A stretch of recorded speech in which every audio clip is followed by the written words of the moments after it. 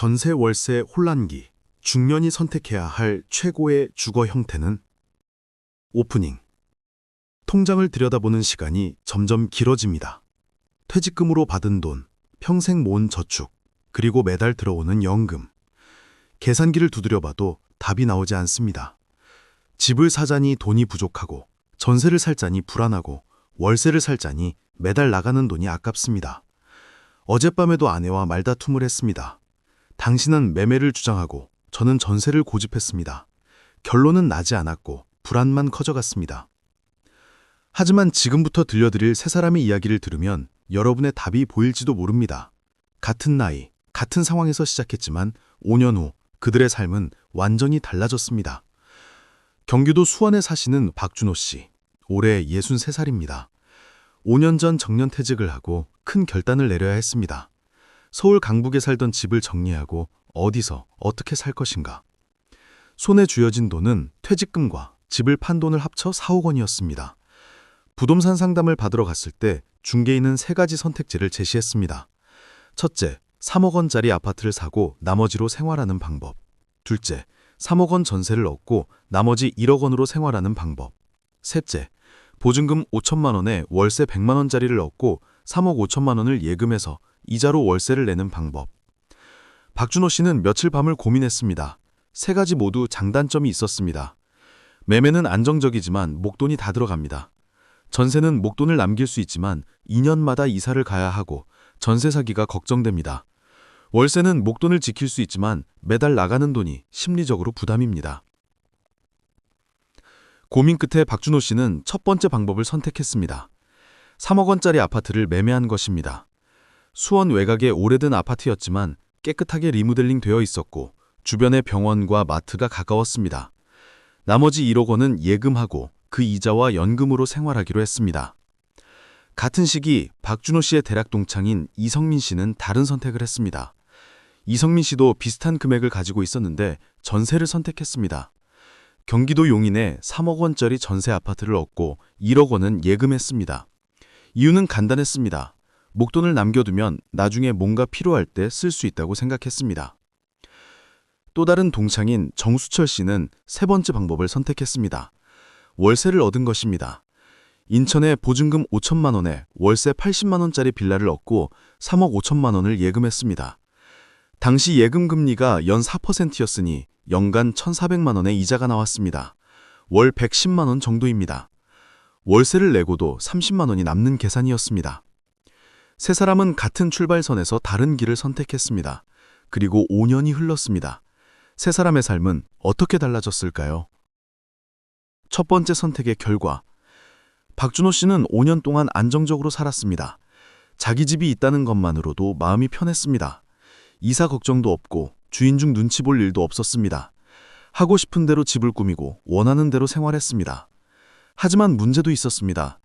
1억 원의 예금 이자만으로는 생활비가 부족했습니다. 연 4% 이자면 연간 400만 원, 월 33만 원 정도였습니다. 연금과 합쳐도 생활비가 빳빳했습니다.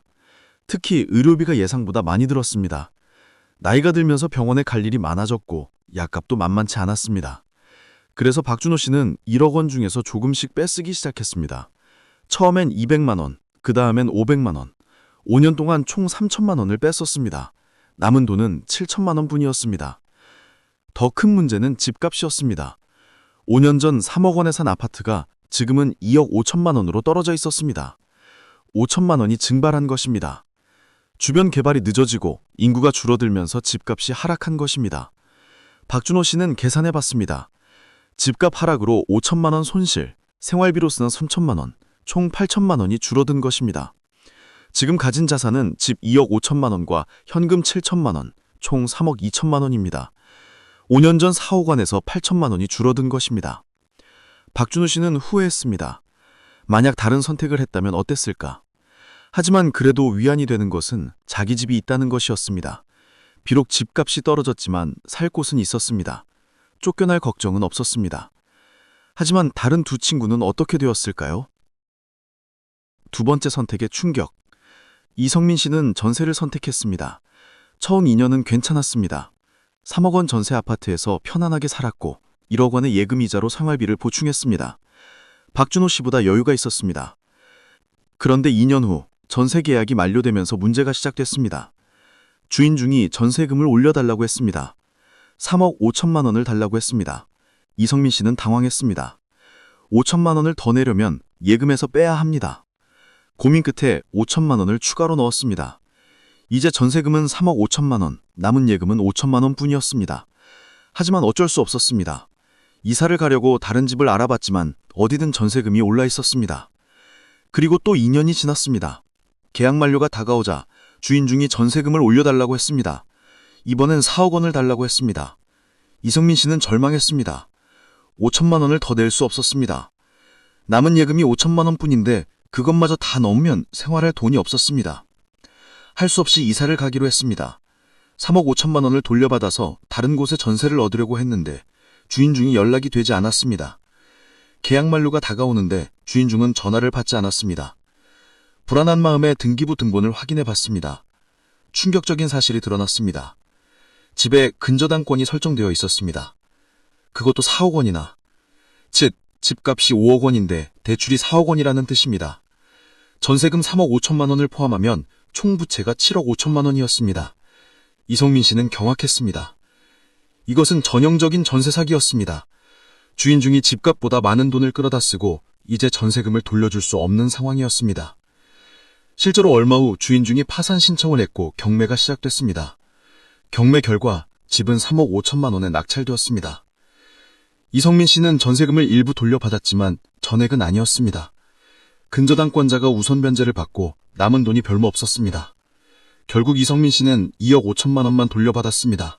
1억 원이 증발하는 것입니다. 이성민 씨는 무너졌습니다. 4년 동안 모아둔 예금 5천만 원과 돌려받은 2억 5천만 원, 총 3억 원이 남았습니다.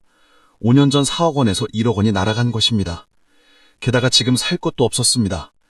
3억 원으로는 마땅한 전세를 구하기 어려웠습니다. 전세금이 다 올라 있었고 남은 돈으로는 부족했습니다. 할 수 없이 보증금 1억 원, 월세 100만 원짜리 홈룸으로 옮겼습니다. 이제 남은 돈은 2억 원뿐이었습니다.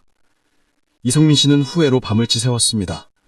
만약 전세가 아니라 다른 것을 선택했다면 이렇게 되지 않았을 텐데, 전세 사기를 당하지 않았을 텐데. 그렇다면 세 번째 친구는 어땠을까요? 세 번째 선택의 반전. 정수철 씨는 월세를 선택했습니다. 처음엔 매달 월세 나가는 게 아까웠습니다. 80만 원이면 1년에 960만 원, 5년이면 4,800만 원입니다. 거의 5천만 원을 집주인에게 갖다 준 셈입니다. 하지만 정수철 씨는 다르게 생각하기로 했습니다. 어차피 어디서든 사려면 돈을 내야 한다고. 월세는 주거비를 내는 것일 뿐 손해가 아니라고. 오히려 목돈을 지킬 수 있으니 더 현명한 선택이라고 스스로를 설득했습니다. 실제로 5년 동안 정수철 씨는 안정적으로 살았습니다. 3억 5천만 원의 예금이자로 월세를 내고도 돈이 남았습니다. 그 남은 돈과 연금으로 여유롭게 생활했습니다. 목돈이 있다는 것은 큰 힘이었습니다. 갑자기 목돈이 필요할 때 언제든 쓸 수 있었습니다. 게다가 5년 동안 집값이 오르내리 것을 지켜봤지만 정수철 씨는 아무런 영향을 받지 않았습니다. 자기 집이 아니니까요. 박준호 씨처럼 집값 하락으로 손해를 보지 않았고 이성민 씨처럼 전세 사기를 당하지도 않았습니다. 2년마다 계약을 갱신할 때도 큰 문제가 없었습니다. 월세가 조금 오르긴 했지만 감당할 만한 수준이었습니다. 1,080만 원에서 100만 원으로 올랐지만 예금이자도 함께 올라서 상쇄되었습니다. 5년이 지난 지금 정수철 씨의 자산은 어떻게 되었을까요? 5천만 원 보증금과 3억 5천만 원 예금, 총 4억 원입니다. 5년과 똑같습니다. 물론 월세로 5천만 원 정도를 썼지만 예금이자로 메꿨고 원금은 그대로 유지했습니다. 정수철 씨는 만족했습니다. 비록 자기 집은 없지만 목돈은 지켰고 그리고 언제든 원하면 집을 살 수 있는 여력이 있었습니다. 반면 박준호 씨는 집값 하락으로 손해를 보았고 이성민 씨는 전세 사기로 큰 피해를 입었습니다. 세 친구가 다시 만났을 때 서로의 상황을 나눴습니다. 박준호 씨는 자산이 3억 2천만 원으로 줄었고 이성민 씨는 3억 원으로 줄었습니다. 정수철 씨만 4억 원을 그대로 유지하고 있었습니다. 이성민 씨가 말했습니다. 전세 사기만 아니었으면 자신이 가장 나았을 거라고. 하지만 그것을 누가 예상할 수 있었겠냐고. 박준호 씨도 말했습니다. 집값이 오를 줄 알았는데 오히려 떨어져서 손해를 보았다고. 하지만 그래도 자기 집이 있으니 다행이라고. 정수철 씨는 조용히 들었습니다. 그리고 말했습니다. 자신은 운이 좋았을 뿐이라고. 만약 금리가 올라서 예금이자가 늘지 않았다면 자신도 힘들었을 거라고. 결국 어떤 선택도 완벽하지 않다고. 그렇다면 정말 정답은 없는 걸까요? 전문가의 분석. 세 사람의 이야기를 듣고 부동산 전문가와 재무설계사에게 물었습니다. 중년에게 가장 적합한 주거 형태는 무엇일까요? 전문가들은 한결같이 말했습니다. 정답은 없다고. 각자의 상황에 따라 다르다고. 하지만 몇 가지 원칙은 있다고 했습니다. 첫째, 목돈의 크기에 따라 다릅니다. 만약 충분한 목돈이 있다면, 즉 집을 사고도 1억 원 이상 남는다면 매매가 좋습니다. 자기 집이 주는 심리적인 안정감과 노후 거주지 확보라는 장점이 큽니다. 하지만 집을 사면 목돈이 거의 없어진다면 신중해야 합니다. 박준호 씨처럼 1억 원만 남기고 집을 사는 것은 위험합니다. 노후에는 예상치 못한 지출이 많기 때문입니다. 의료비, 경조사비,